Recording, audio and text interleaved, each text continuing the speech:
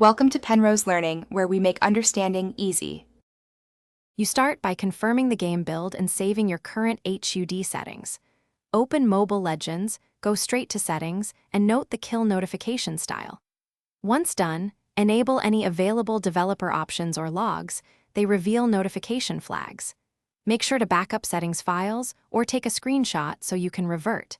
If you use third-party tools, install them now and grant necessary permissions. This prepares your environment for the next change without losing the original state.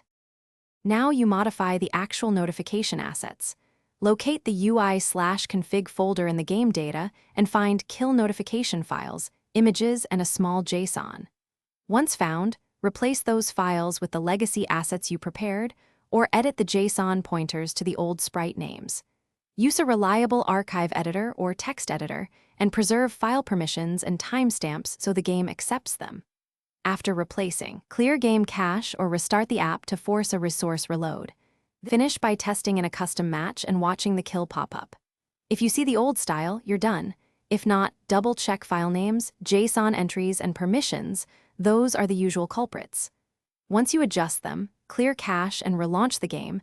Make sure you didn't break checksum by changing compressed archives improperly.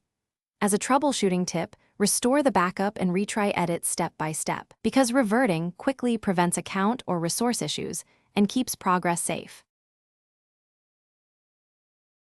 Thanks for watching. If this was helpful, leave a like and consider subscribing. See you next time.